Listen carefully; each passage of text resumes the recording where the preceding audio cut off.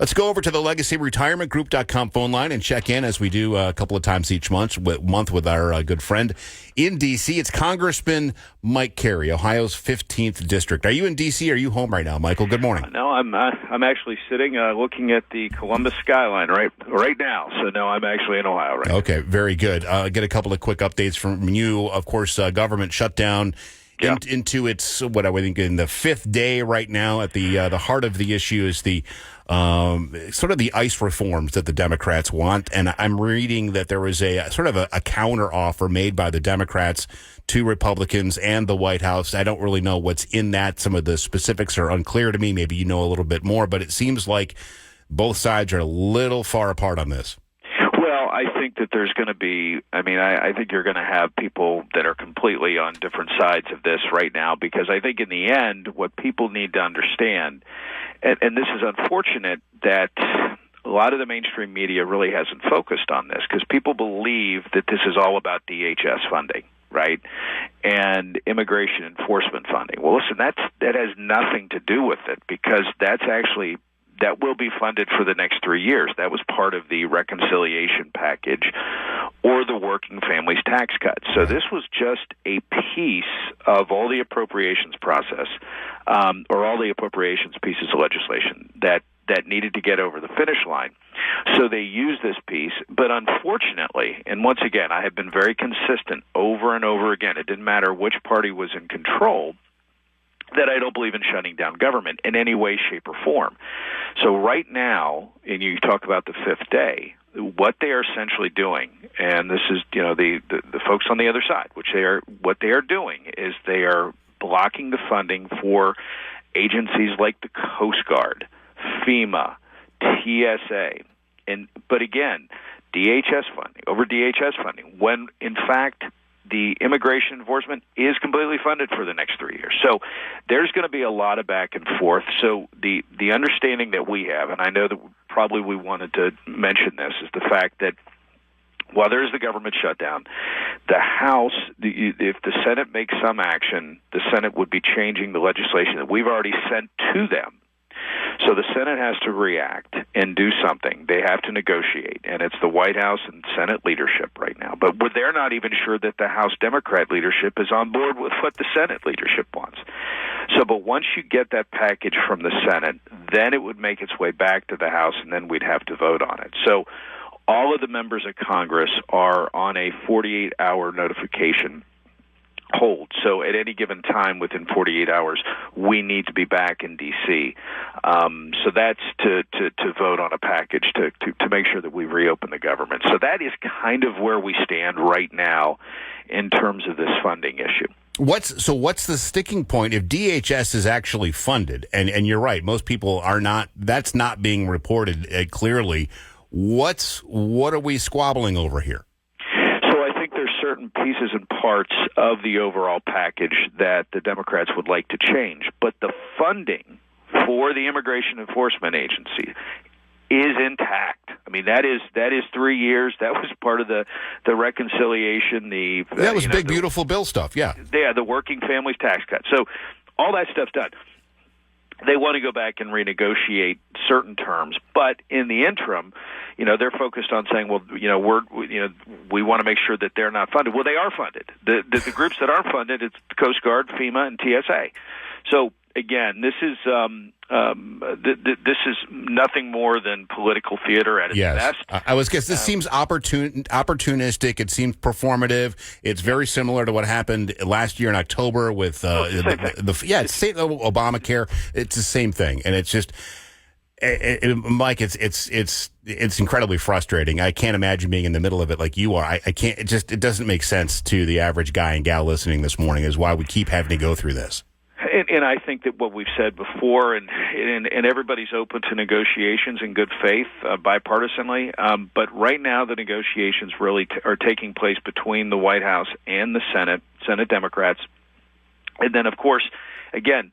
There's that old phrase, the Democrats may be singing from the same hymnal, they're just not singing from the same page on this. So we don't know whether the Senate Democrats and the House Democrats are on the same page, whatever deal would be brokered between the White House and the Senate. Congressman Mike Carey, Ohio's 15th District, our guest. Speaking of the Senate being on the same page and getting a reaction, the SAVE Act. Yes. Now, you passed this in the House, last week, I think. Now it's the Senate now. And if I'm not mistaken, the 60-vote filibuster rule is the only thing really standing in the way of the SAVE Act. This is voter ID. And again, this is team common sense stuff, Congressman. You got to show proof of citizenship to register to vote. And I don't understand what the sticking point here is in the Senate. What do you know?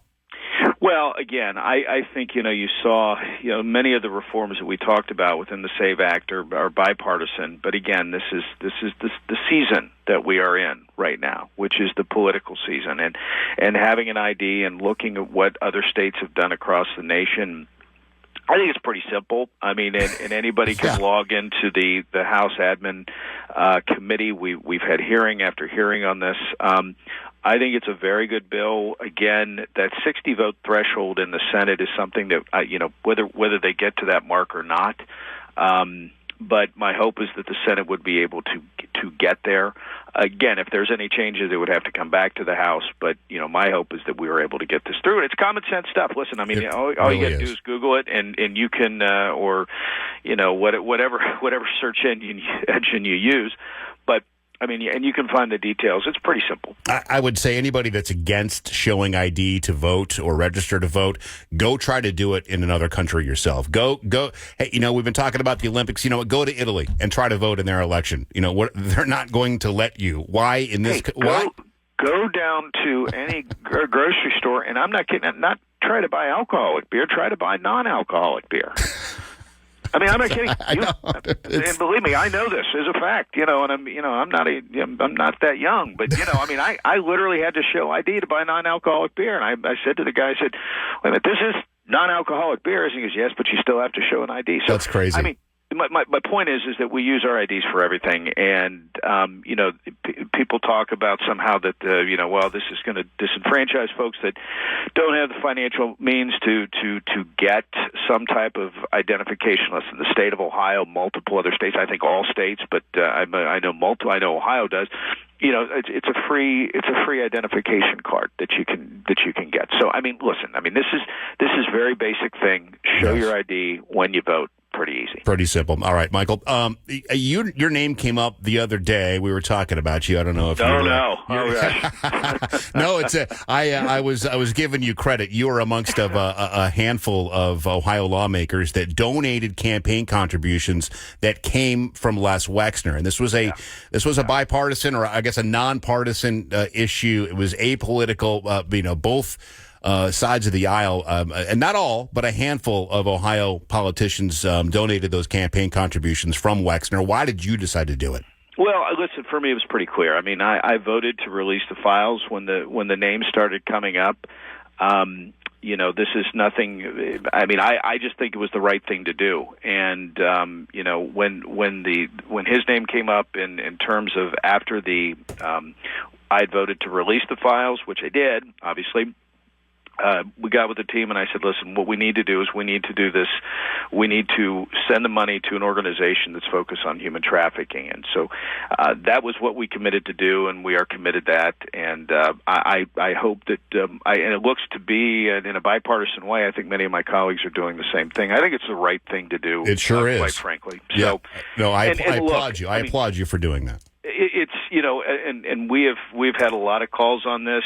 We had not had any people ask us about it. Our team went through. We saw that there had been donations made by the family, and we simply said this is what we're going to do, and so we did. Yep, I like it. It's a good call, smart move. All right, and on a positive note, you have reintroduced the Pay Less at the Pump Act, and this is good stuff. This is the type of stuff that you're able to bring to the floor, bring to committee, and hope that it affects real Americans in real ways, and it will. I mean, I think if you look overall, this is a bill working with Senator Barrasso out of the Senate, so it'll be both a Senate version and a House version. This is something that will save roughly about $10.5 billion in the next 10 years. So you're looking over $1 billion a year. And again, this will directly affect what people are paying at the pump. And again, as we saw those record high inflations back in 2022, and we have been working very hard to get those prices down. But as anybody will tell you, when you're transporting goods from point A to point B, or to this grocery store, or to this point of delivery, whatever it is, that cost of fuel is something that definitely affects the cost, or just in the process of making the food, or making the commodity. All of these costs are interrelated, so anything you can do to bring down those costs is a good thing. And for people that are driving in now today, this is something, again, it's a tax cut. I think that everybody can benefit from, because that's the one thing when you look at energy prices, that's something that you see every day as you're driving down the road. You can tell when one gas station has one price and another, and you shop and you're like, well, this one has a lower price. What we're trying to do is lower that for everybody. I think it's a great bill. I think it will be bipartisan once we get it done. Good. Simply, lower input costs equal lower bills for consumers. Bottom line, that's what it is. I think we'll get bipartisan support and hopefully get that through the end of the year. Amen to that. Good luck. Keep us posted. Congressman, always good to hear your voice. Mike Carey, Ohio's 15th District. We'll talk again soon, my friend. Thank you. Fantastic. Take care.